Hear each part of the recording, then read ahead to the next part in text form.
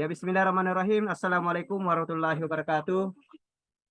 Alhamdulillahirrabbilalamin. Wassalatu wassalamu ala asyrafil mursalin Sayyidina Warahmatullahi Muhammad wabarakatuh. wa ala alihi washabihi ajmain, amma ba'd. Marilah kita bersama-sama mengucapkan puji dan syukur kepada Allah Subhanahu wa taala karena rahmat dan hidayahnya sehingga kita masih diberi kesehatan dan kesempatan untuk hadir kembali untuk melakukan perkuliahan pada sore hari ini dalam melalui Zoom meeting. Baik, kita lanjut.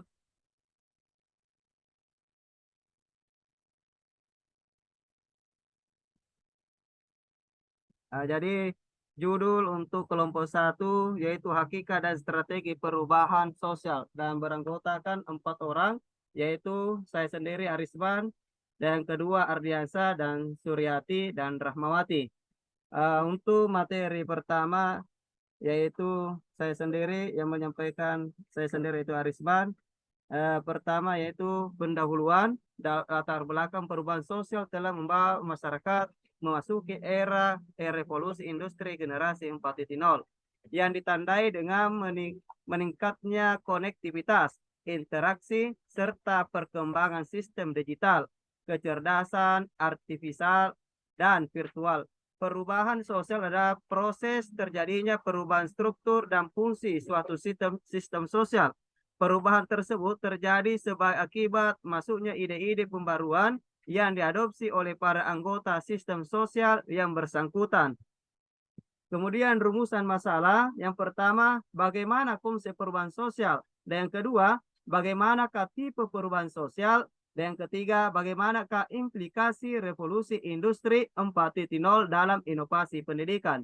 Dan yang keempat, bagaimanakah implikasi revolusi society 5.0 dalam inovasi pendidikan?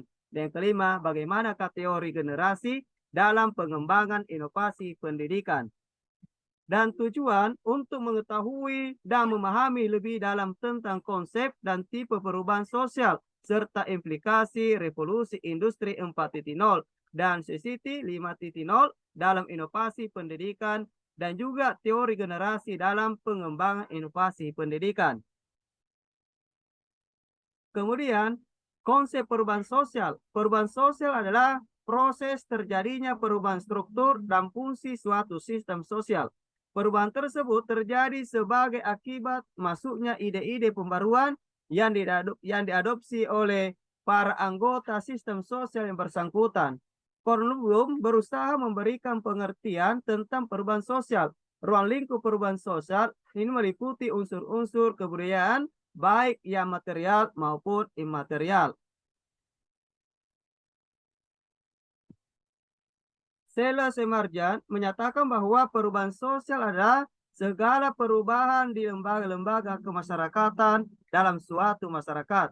Sergiono Sekanto menyatakan bahwa perubahan sosial mempengaruhi sistem sosialnya, termasuk di dalamnya nilai-nilai, sikap, dan pola perilaku di antara kelompok-kelompok dalam masyarakat.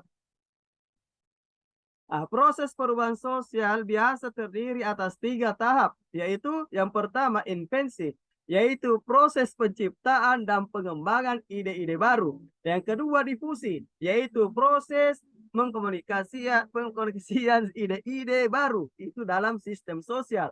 Dan yang ketiga konsekuensi, yaitu perubahan yang terjadi dalam sistem sosial sebagai akibat pengadopsian atau penolakan inovasi. Kemudian menurut Max Weber, tindakan sosial atau aksi sosial tidak bisa dipisahkan dari proses berpikir rasional dan tujuan yang akan dicapai oleh pelaku.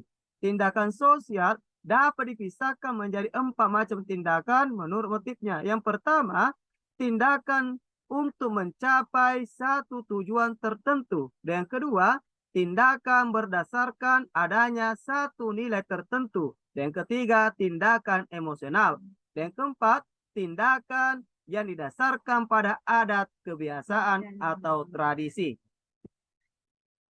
Dalam membahas perubahan sosial, Comte membaginya dalam 2 konsep, yaitu sosial statik, pembangunan struktural, dan sosial dinamik atau dinamika struktural. Bangunan struktural ini merupakan struktur yang berlaku pada suatu masa tertentu Bahasan utamanya adalah struktur sosial di masyarakat yang melandasi dan menunjang kestabilan masyarakat. Adapun dinamika struktural ini merupakan hal-hal yang berubah dari satu waktu ke waktu yang lain.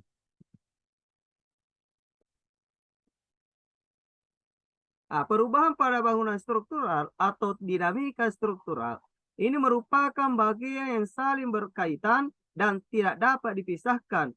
Perubahan sosial terjadi karena adanya perubahan dalam unsur-unsur yang mempertahankan keseimbangan masyarakat, seperti perubahan dalam unsur geografis, biologis, ekonomis, dan kebudayaan.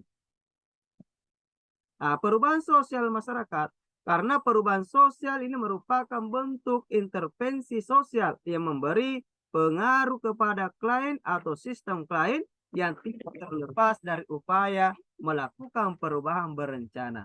Pemberian pengaruh sebagai bentuk intervensi berupaya menciptakan kondisi atau perkembangan yang ditujukan kepada seorang klien atau sistem agar termotivasi untuk bersedia berpartisipasi dalam usaha perubahan sosial.